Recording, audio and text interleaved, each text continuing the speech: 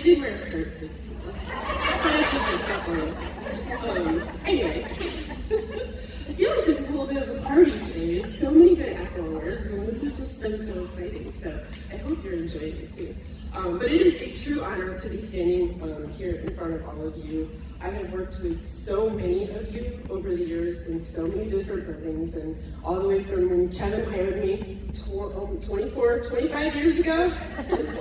And so just thank you to all of the people that I have been working with here, the amazing kids and just educators and staff members. It's just been a privilege, seriously. I've worked at Memorial and Brewster and John Lyman and Corn, and so the only place I haven't been is strong in the high school, but there's still time.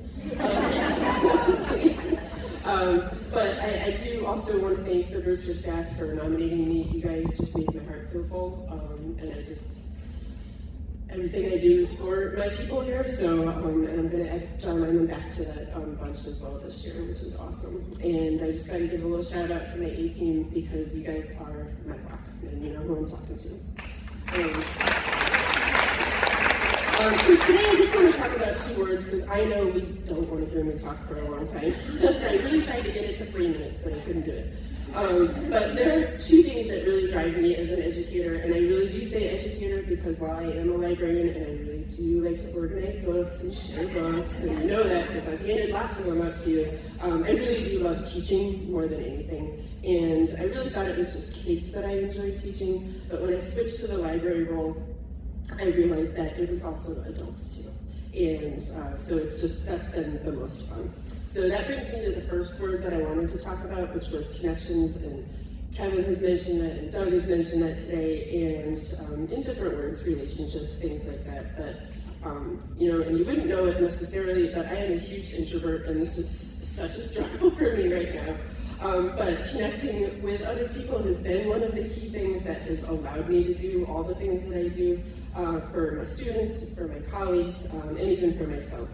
Monday I got the chance to be part of the new teacher orientation, and it was awesome because I got to connect immediately with all of those awesome people, and I really am excited for all of those new people here, and just establish that connection right away. As I said, I have been here for 25 years, and I've just had the opportunity to connect with so many great people, and even people that have gone and often done other things, I'm still connected with them, and that is hugely important.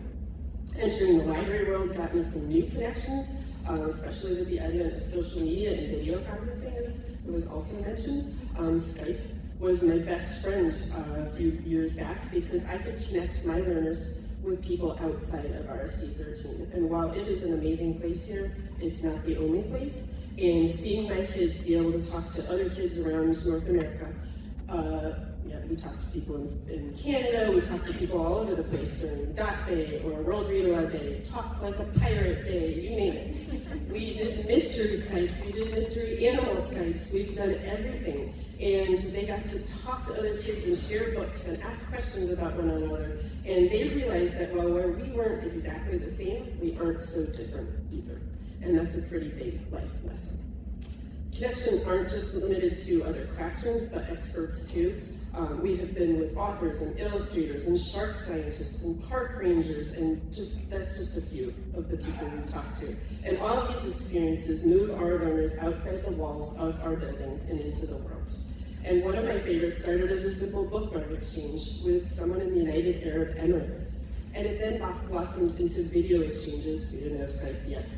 But I can just imagine where that would have gone. Again, we are more alike than we are not.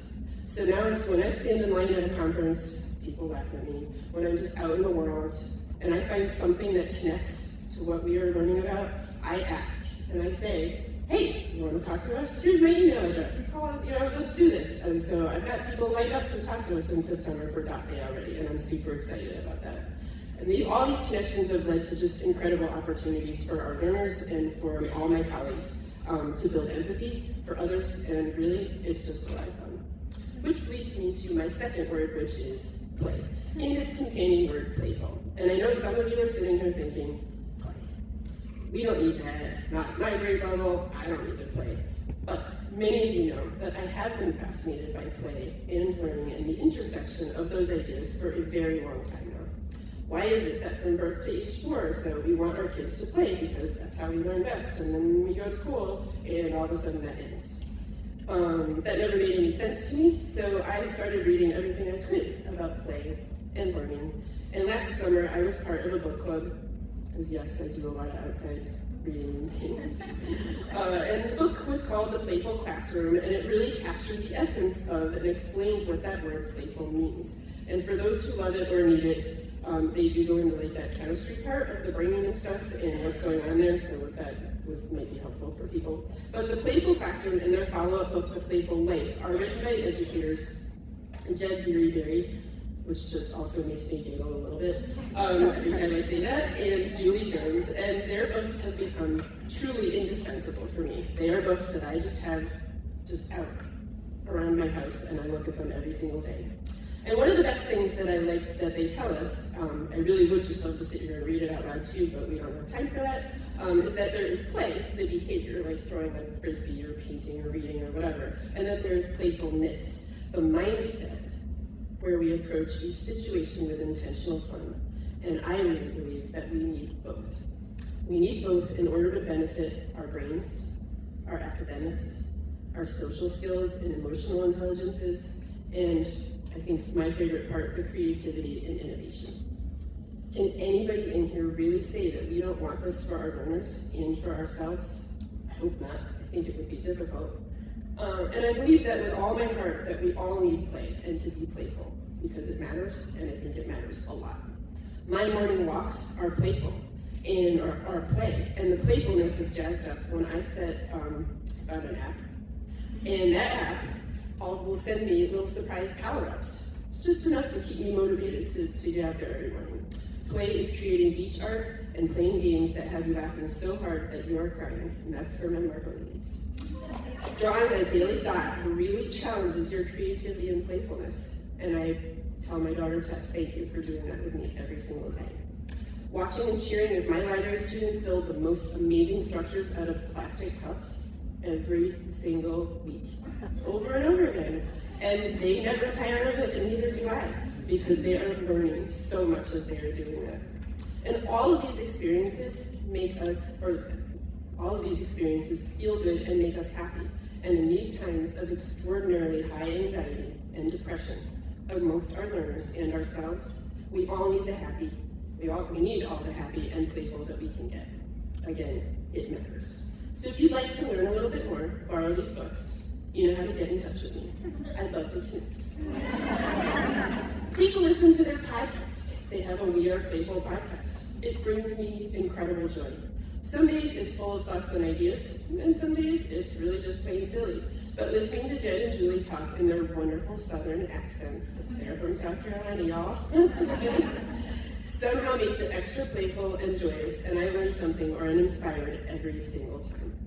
I hope that I've given each of you a little something to think about this morning, and I hope that you are ready to head off with your colleagues to play and learn together.